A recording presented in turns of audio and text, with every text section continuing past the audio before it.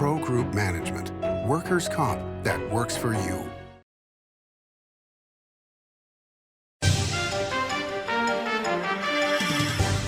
Welcome to Nevada Newsmakers. On the broadcast today, Andre Wade joins us. He's State Director for Silver State Equality. Here for the whole show on an all-new Nevada Newsmakers. Pro Group Management offers workers' comp services to a growing number of industries. As businesses grow and change with the times, the need for a solid workers' comp program must be flexible and up to date. The evolving nature of regulations can make staying ahead of complex tasks challenging. But Pro Group Management simplifies the work so your industry can move forward and succeed. Pro Group Management, workers' comp that works for you. They want us to believe we only have two options. That's just not working anymore. I've never been a follower. I'm a businessman and entrepreneur. I'm ready to forge a new path to secure our future, one that keeps Northern Nevada free, fair, and wild. A path that means freedom for all, including affordable housing. I'm Greg Kidd, and I approve this message because I'm not from either political party. I'm for Nevada. Early in the morning or throughout the night, professional truck drivers are on the job, serving you, safely moving freight that's crucial to our economy. From the oldest industries to our newest innovators, from the exotic to the everyday, trucks are everywhere, moving everything. Never afraid to embrace a future that makes Nevada and our nation stronger. Trucking moves America forward. When Roe v. Wade was overturned, I couldn't believe it. 50 years of progress gone in an instant. Now I hear Sam Brown was chairman of a group that fought to ban abortion. With no exceptions, even for rape or incest. And not only that, Sam Brown tried to hide it now that he's running for Senate, leaving it off his official campaign documents so we wouldn't find out. It's no surprise that Sam Brown wants to hide his extreme views. But we know he's not for us. Wynn Senate is responsible for the content of this ad. This is Nevada Newsmakers with host Sam Shad, a no-holds-barred political forum. Now, from the Nevada Newsmakers broadcast headquarters, here is Sam Shad. And back on Nevada Newsmakers, we're delighted to welcome to the program for the first time Andre Wade. He is State Director of Silver State Equality. Pleasure to have you on the program, sir. Yeah, thanks for having me. This wasn't on my original list of topics, but as we're taping this on the morning of July 22nd, the day after President Biden said he was not going to continue his campaign, what are your thoughts? You know, it's a new day, a new decision that has been made by the president, and there's some new opportunities ahead. So we are in unprecedented times. We are going to see what the next few months look like, and we're all going to hope for the best. Vice President Harris seems to be the choice. It's almost as though the political system had her in place and ready to go once this announcement was made. Was that the way it struck you? Well, she is the vice president, so. True, but I mean, there's a lot of discussion about Gavin Newsom and others, Gretchen Whitmer, that could have jumped in, and it seems like everybody's lining up behind the vice president. Yeah, I think that shows the support that she has, the confidence, that the willingness to have the vice president in place who has been a part of this administration, has been a part of the campaign. And so I think in a lot of ways it makes sense. And she's qualified and she's prepared. And I think it is great that people are galvanizing around her. We don't have much time. So the fact that this is happening in this way and it's happening quickly and she's rising to the top of the decision, I think makes sense. There's also a ton of money. I mean, we're talking $250 million right off the bat that's already in the presidential fund. So that's a substantial amount of money that was already laid in. And fundraising opportunities on both sides are just going to go bonkers here over the next couple of months. Yeah, she's raised, from last I saw, nearly $50 million in just a few hours after her announcement that she was going to run. And there's going to be some decisions made about what happens to the money that Biden has raised over the years, most recently in the past few months. And so yeah, it's going to be a fundraising opportunity, and that's what's needed to push her or any other candidate over the finish line. Yeah, my understanding is that the money raised by the campaign for Joe Biden automatically goes to Harris just because it's the Biden-Harris ticket. And so there is no big decision part there. The other question is, and then I'll get off this topic, thoughts on who she might choose as a running mate? I have not thought about it too much. I've been trying to put a short list together for myself and see where the chips may fall. I'm curious to see what names come to the top, but I want to know what you think as far as what names might be considered. I'm going to answer the way Don Imus always used to answer, which is, I ask the questions around here because if I knew anything, I wouldn't have to have you on the program. So I'm going to just leave it right there. I love it. I do that with a big smile on my face for those listening on the radio. Okay, yeah, I have no clue. It was interesting to just even contemplate who would rise to the top and could win on the Democratic side. And I think the bigger question that it's opening up now, and again, not a topic I was thinking of when I first wanted to have you on the program, but the whole idea of age, and whether it be a presidential candidate, whether it be a Supreme Court justice, whether it be a senator. Strom Thurmond was 100 when he resigned from the Senate. Dianne Feinstein was obviously not able to deal with the situation of being a senator when she unfortunately passed away. So do you think that we have to rethink age limits, at least in the short term? When I say short term, maybe over the next 20 years, because we do tend to be a society that we are aging and aging better, but 80 plus seems to be a problem. Personally speaking, I think there should be some considerations in place. I just wonder about people and being at that quote unquote retirement age and wanting to just take a break and relax. But if you are unable to do your duties because of declining cognitive abilities, I think that should be taken into consideration. And it's not because of ageism, it's just being practical about someone being able to do any sort of job. And these political jobs take a lot of thinking, take a lot of energy, takes a lot of space to move about from office to office, to city, to take flights. And that takes a toll on anyone. And so someone who's 80 years old, that takes a special toll. For instance, me and my parents went on a trip, and after the trip, my dad was like, I don't know if I can do this anymore. And, he's like 80, 81 years old. And so it makes sense that he's at that point where he doesn't know if he can handle the hustle and bustle of airlines and flights and delays. And I think there's one sort of consideration to have. Yeah, well, I think it's the start of a discussion. Let's take a break and we'll come back and we'll talk about some of the topics I really want to talk to you about connected with what you do in your position. So let's take a break and we'll come right back with Andre Wade after this timeout. What do you count on? You count on your power every day. At NV Energy, we've always powered what's important to you, but we're not looking at the past. We're focused on the future. While our standards are high, our rates will remain low. And our commitment to renewables isn't just meeting standards, but leading the way. Because you can count on more than just your power.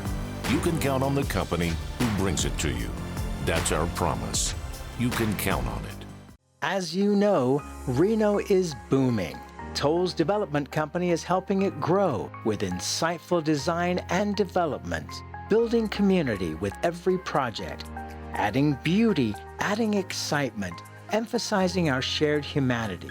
Reno is becoming bigger. Toll's development is helping it become better, more livable, more enjoyable. To learn more, go to tollsdevelopment.com. tollsdevelopment.com. Story County is leading Nevada. Home of the Tahoe Reno Industrial Center, Google, Tesla, Panasonic, and other world-leading companies. Story County provides thousands of tech, advanced manufacturing, and logistics careers for Nevadans. We're diversifying and driving Nevada's economy and generating millions in tax revenue and billions in economic activity across northern Nevada. Story County is leading Nevada's future. Like a traditional handmade basket, retail is woven into the fabric of life in Nevada. From big box to mom and pop, retail supports our communities in countless ways. Jobs for the disabled, team uniforms for kids, help for the elderly, and so much more. Retail employs over 1 in 10 workers. Retail supports Nevada, and we support retail. RANNV.org. This is Nevada Newsmakers. And back on Nevada Newsmakers, we continue our conversation with Andre Wade. He's the State Director of Silver State Equality. And I wanted to talk to you about your recent visit to Washoe County and what you discovered on your visit. Where were you and what did you discover? Well, my most recent visit, I went up for a happy hour that we had at an establishment up there. And it was just a way for us to reach out to the community and thank them for being involved in the work that we do. And I saw a growing community that is wanting to be heard, wants to be supported, and wants to be protected as far as their rights. Okay, but then was it a previous visit that you came to a library meeting where book banning was the topic? My staff attended the Oh, your staff, library. okay. Yes, I have a couple of staff members up there that have attended all the library board meetings in recent months. And what did they find at that library board meeting? They found a lot of hostility at times. They found a lot of people who are very supportive of libraries and are against book banning. This most recent library board meeting saw a couple of outside groups coming into the meetings and being disruptive. And they've been doing this across the nation, so it's nothing new. And they saw that there is a small number of loud voices who want to ban books and recategorize books, but there's an even larger number of people who don't want that to happen. The thing that strikes me, because I'm one of those people, and I'm not a libertarian/libertarian party, but I'm kind of libertarian in my philosophies, is that, you know, you can't stop people from finding out what's real. If it's in a book, it's on the internet. I mean, you know, especially in this modern era. And so the idea of banning anything makes absolutely no sense to me, because especially with the kids today, give them my phone and they will be able to do 1,000 more things in 30 seconds than I can do in the next 3 years that I have a lease on that phone.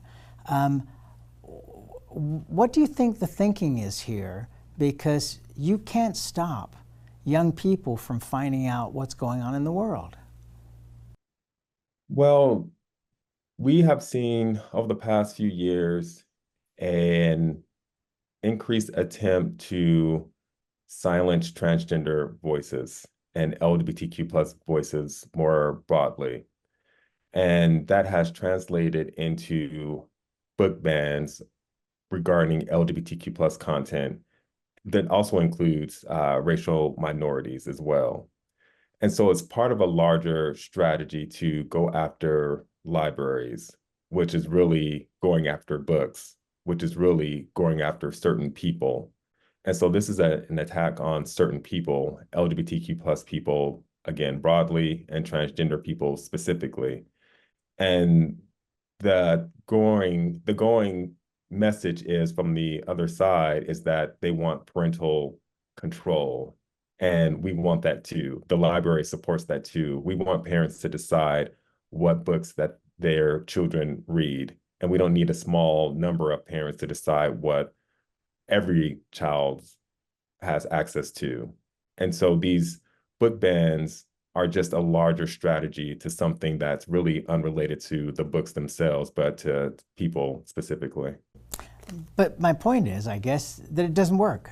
I mean, you know, when I was growing up back in the late 1800s, You know, there was nothing accessible, you know, in the public library that, you know, one could read about, and there was certainly not a whole lot of information from parents to children.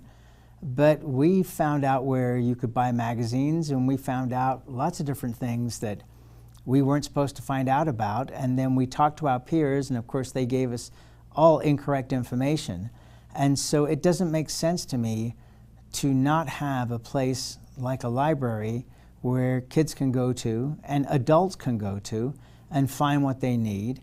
And shouldn't the appropriate way to deal with this be to have sections where they're age appropriate, and then let, you know, the library board make the decisions of what is age appropriate, and if people want to object, they can object and have a discussion and go that route, as against book banning. And that's essentially what has happened and is happening now. It's just that I think the efforts are louder and more unruly than ever. And so most of us want private lives. Even young people want to have private lives. They want to be able to have their own room, be able to go somewhere without their parents and hang out with their friends. It's all normal and typical. We've all experienced it. And we also know that there's sometimes we have parents who are wanting to know everything about their kid because they're concerned. And that's, again, that's normal. And when you take something about like books and access to books and the ability to read something for yourself on your own, you're just really encroaching upon someone's private life to be able to do something that they want to do. And again, it's up to the parents to decide what their children have access to, because to your point, you have so much that you'd have to manage to restrict your children for having access to something, whether it's be in films, TV, on the radio, like you said, on the internet. And so, again, the book bans, they don't work, but it's part of a larger strategy. And so it's almost like a red herring, if you will. All right, so what's the appropriate way to work against this, to open things up, and have there been places around the country that have been successful in doing this? You know, from what I understand, libraries across the country, about 85% of the content is about the same. And the other portion is really tailored to what the community needs. And so, for instance, there was this example where in Nevada, especially in, let's say, northern in Washoe County, there is a desire to read more Western genres, where you might not have that in Connecticut or New York. And so we have these systems that are already in place about how libraries decide what books are going to be in the library. And if people have a concern, they can file a grievance or whatnot and have that discussion. And it works. But again, it's become something else. And so if we just let libraries do the work, then we can be and continue to be okay. Like there is nothing that has happened because a book has been on a shelf. And so that's what we're trying to get to people to understand, that it's not about these book bans, it's just something else that's happening. Is it, you know, the fact that this is 2024 and we're still having this discussion is insane. But is the idea in some groups' minds that if a child, and I'm saying child, anybody up to the age of 18 or 21, reads a book about a certain lifestyle, that they are now going to be involved in that lifestyle? Is that what the problem is here? I think in the short term thinking of it, yes. These are groups of concerned citizens who are getting, I believe, talking points from somewhere else to say that you should be concerned about these things. But if you kind of go down the reasoning as you are, that's not how things work. You're not going to read a book about a transgender female and then decide like, I too want to be transgender. Like, that's just not how things work. Or if you read something about a young woman coming into a coming of age story and she falls in love with another young woman, it doesn't mean that your child is then going to want to be a lesbian.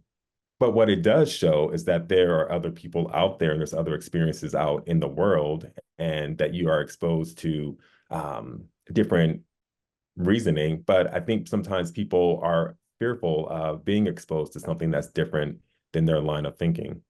And you know, the irony is that America is full of these kind of stories, not just about things sexual, but every group that has ever come to the United States has been and taken their turn in the barrel, whether they were Irish Americans, Italians, Jews, Poles. I mean, you just go down the list. I mean, watch Gangs of New York and you can just start right there and see that history. You know, it's funny. When I was a kid, my mother thought that, her young son should have experience in all kinds of things, so no matter what happened in life, I would be prepared. So she taught me sewing and she taught me knitting. And that was fine until my father found out. And then that came to an end because he thought that that might turn me in some way. Well, here's the stupid part. Many years later, I can't sew a frickin' button on. I mean, it's ridiculous. I have to go to a tailor and pay somebody to put a button on. I mean, it's just absurd. I think that the more that we are exposed to things that are different, the more we realize how much we have in common rather than differences. Am I right in that thinking? You are absolutely right in my mind. We are, as different as we are, we're very much the same. And unfortunately, our differences are used to divide us. And it may sound like a trope or a cliche, but it's happening in real time. And when we talk about gender roles, we are trying to get people to understand things in simple terms, as your example, that just because a boy knows how to sew doesn't mean he's going to be or wants to be a girl. Now, if you knew how to sew, you could probably save yourself hundreds of dollars throughout the year. I could have had a career as a tailor. Come on. Listen, we have to take a quick break. We'll come right back after this timeout. The Nevada Builders Alliance has been protecting the interests of the construction industry for over 50 years. Our programs save members thousands of dollars every year and allow them to provide much-needed benefits to their employees. Our industry also allows Nevada to grow. If you're thinking about a career in the construction industry, reach out. And if you haven't thought of a career in construction, what are you waiting for? We are the Nevada Builders Alliance.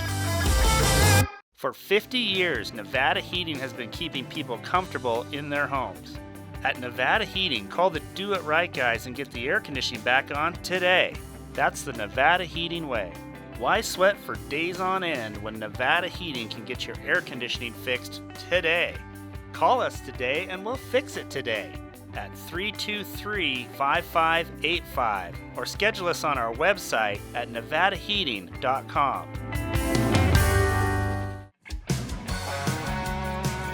Fantastic cocktails and delicious food. It's a good time to eat. Over 500 hot slots plus electronic table games. It's a good time to play. Player rewards and big time jackpots. It's a good time to win. Ooh, your good times are tamarind. Welcome to the Winnemucca Big R. Hi, I'm John Walker. Welcome to Big R Lovelock. Hi, I'm Rich Martin. Welcome to Fallon Big R. My name is Braden. Welcome to Big R Fernley. Hi, I'm Kelly. Welcome to Big R Sparks.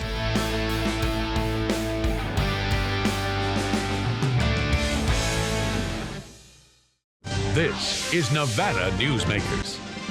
And back on Nevada Newsmakers, we continue our conversation with Andre Wade. He's the State Director of Silver State Equality. You know, one of the things that's come up is this drag queen readings at libraries for kids.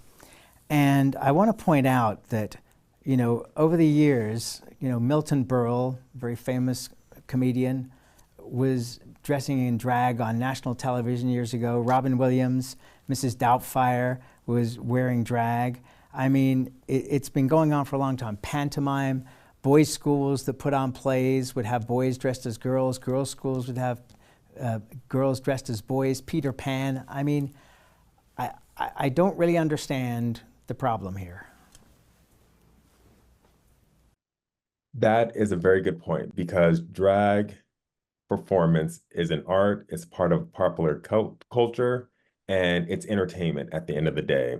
When you can have someone as entertaining looking as a drag queen read to children, they're engaging children to pay attention, to sit and learn and listen to the story. And it just so happens that this person has on a big wig and over-the-top makeup and a glamorous dress. And we find humor and a sense of fun in it. And we want people to experience it in a way that is just good old-fashioned entertainment. And having drag queens read to children, it's just children learning to read. And we should be concerned about children's ability to read more so than drag queens. Absolutely, and that's where we have to leave it. I thank you so much for doing this. I really appreciate you being here. Sorry about all the political questions up front, but pretty big day here. You got to do your job. I get it. Okay, thank you very much, and please come back. Oh, thank you. I appreciate that. All right, and we'll be right back. Save money and take transit. Did you know you can ride the bus all day for less than what it would cost you for a gallon of gas? Plan your trip now by going to rtcwashoe.com. Carson Valley Inn, it's your place for the good times. Carson Valley Inn.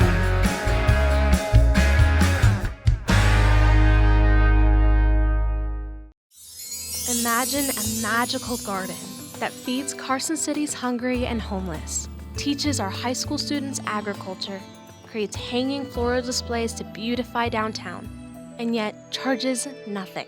It's not magic. It's the Greenhouse Project. It's real, it's growing, and it needs your help. Go online to carsоncitygreenhouse.org so together we can grow it forward. Modern boutique Ahern Hotel and Event Center sits at the heart of the Las Vegas Strip. 2 floors of meeting and event space are ideal for groups and conventions. Stay in one of 200 luxurious rooms and suites. Brand your event throughout the property. Flexible event spaces make for easy planning and personalization. Take over the entire hotel with a full buyout option. Thanks for watching Nevada Newsmakers. We'll see you on the next broadcast.